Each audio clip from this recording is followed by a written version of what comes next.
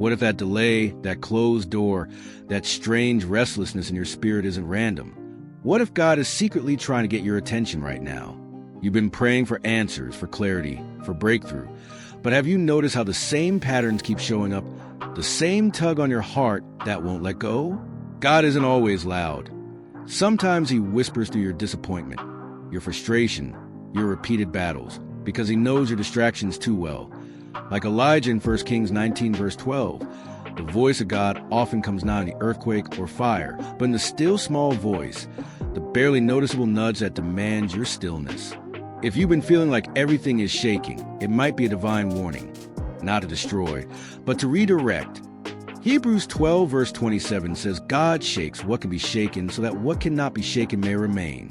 Maybe you've outgrown the season you're clinging to, and he's allowing discomfort to push you into obedience, because delayed obedience is still disobedience, and partial obedience is rebellion in disguise. Just ask Saul in 1 Samuel 15. Sometimes your bad luck isn't bad luck at all. It's mercy in motion, a loving block to your plans because these are higher. Isaiah 55, verse 9. You keep asking for a sign, but are you ignoring the ones he's already sent? That conversation you can't shake off, that verse that keeps popping up, the dream that woke you up at 3 a.m., none of it is accidental. God often repeats himself when you aren't listening the first time, and repetition is heaven's highlighter.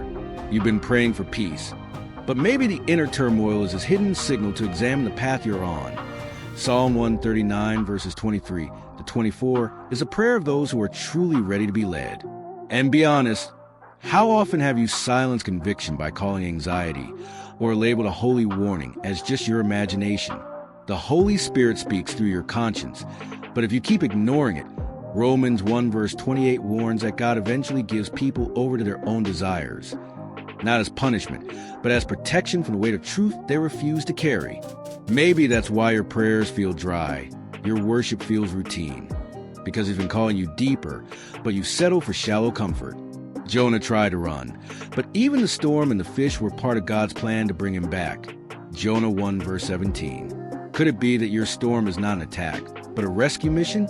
Sometimes God allows the chaos not to punish, but to position. He'll use blocked paths, broken relationships, even silence, as a divine megaphone to say, return to me. Don't wait until he has to break you to bless you.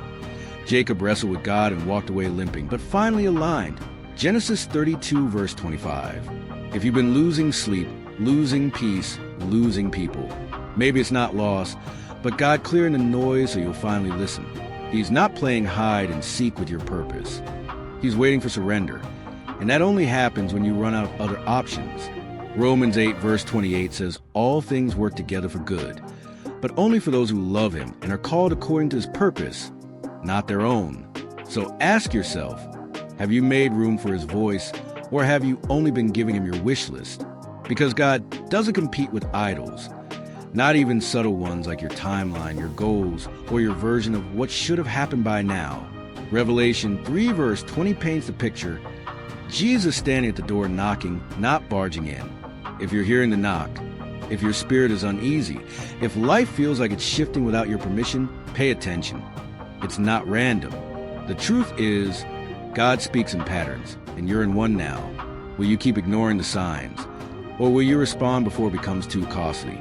Your future hinges on your hearing.